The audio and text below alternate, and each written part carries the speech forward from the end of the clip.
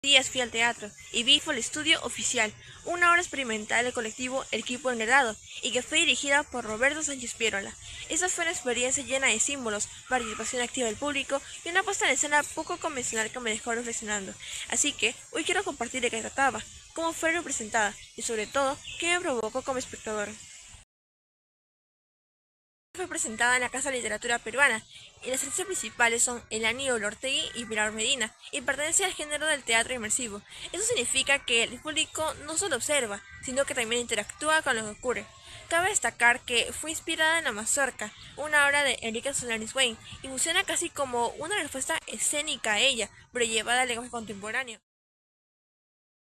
La obra se desarrollaba en 5 fases guiadas por un robot llamado Rebecca, que nos llevaba a través de un proceso para acceder a los terrenos imaginados, espacios de libertad creativa en medio de la vida acelerada de Lima. Cada fase comenzaba con lo siguiente: no se puede habitar los terrenos imaginados sin haber prestado atención a...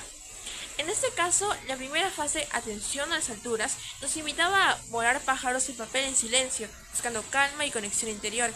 En la segunda, atención a la época, filtramos arena con mallas para simbolizar dejar ir aquellas preocupaciones del pasado, del presente y del futuro. La tercera fase nos pedía describir nuestras excusas, que luego fueron transformadas y disfrazadas como un símbolo de liberación. En la cuarta fase, atención al caos, escuchamos el bullicio típico de Lima, mientras un chancho de bolsa negra estaba en el centro, representando la crítica a la vida caótica urbana. Finalmente, en atención a uno mismo, nos vendamos los ojos y escuchamos la siguiente pregunta: ¿te quedas o te vas? El mensaje de la obra estaba basada en el contexto de una vida acostumbrada a la ciudad, a nuestras rutinas monótonas, el consumo, el estrés y todas aquellas preocupaciones que nos hacen sentir condenados.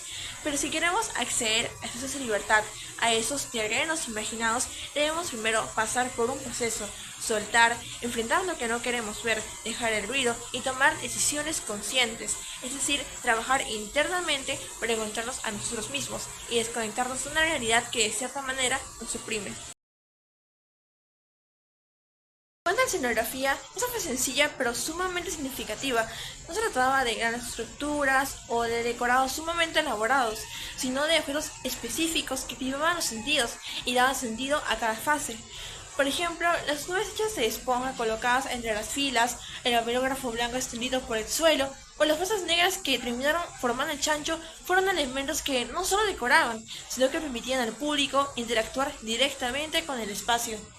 Esta puesta en escena reforzaba la idea de que los terrenos imaginados no son dados, sino que se construyen colectivamente a partir de lo que tocamos, compartimos o incluso destruimos juntos.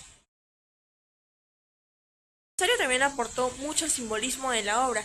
Las rusas grises llevaban uniformes azules, similares a los de limpieza o de operarias, lo que podría interpretarse como una metáfora de su rol como guías que preparan al público para limpiar la mente de lo cotidiano y abrirse a la imaginación.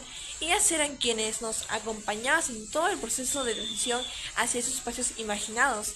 Además, el vestuario también se extendía hacia el público con los elementos que nos daban, como las medias negras, las telas para los ojos o los pequeños ciudadanos tejidos que llevamos en el dedo. Todo esto nos convertía también en personajes activos dentro del universo escénico. La iluminación juega un papel clave al generar atmósferas emocionales. La mayoría del tiempo el espacio estaba con una luz tenue, lo que nos ayudaba a concentrarnos en lo sensorial, en los sonidos o en los movimientos. Por ejemplo, en la primera fase habían pequeñas luces amarillas que estaban al extremo de cada nube, lo que generaba una sensación de calma, de contemplación y de tranquilidad. En la segunda fase habían luces rosadas que acompañaban esta transición entre el pasado, el presente y el futuro, casi como si estuviéramos entrando a una nueva dimensión del tiempo. Asimismo, se hizo uso de la oscuridad como un recurso esencial para generar desconexión del exterior, sobre todo en la última fase, donde nos cubrimos los ojos y todo se redujo a lo que escuchamos al oído, es decir, activando todos nuestros sentidos. El sonido fue tal vez uno de los elementos más poderosos. Por ejemplo, la voz de la robot Rebecca, que era dulce, lúdica y casi infantil, contrastaba con la seriedad de los temas que se trataban.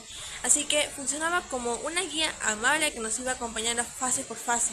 Pero el verdadero quiebre sonoro llegó con la cuarta fase, cuando nos sumergieron en un caos de sonidos urbanos, los ambulantes gritando, las peleas, la música, las protestas e incluso las sirenas, lo cual fue un momento abrumador que claramente reflejaba el ruido constante de la vida en la ciudad. Realmente me impactó mucho la creatividad con la que se propuso cada fase y cómo lo simple puede tener un significado mucho más profundo cuando realmente el público se entregaba a la experiencia. Así que me pareció una buena propuesta que el grupo colectivo pudiera romper con el teatro tradicional y crear un espacio más interactivo. Sin embargo, también sentí que el nivel de movimiento físico requerido era muy exigente y que podría ser difícil para algunas personas el hecho de movilizarse de un lugar a otro. Además, aunque las actrices tenían ese rol de guías o de facilitadoras, en algunos momentos me hubiera gustado tener una conexión más profunda con ellas. A pesar de eso, la obra realizó una buena crítica a nuestra sociedad actual y de cómo debemos desconectarnos de esta realidad. Así que yo me cuestiono hasta qué punto soy realmente libre para habitar esos espacios imaginados en medio de todo el ruido y el caos de la vida cotidiana. Gracias.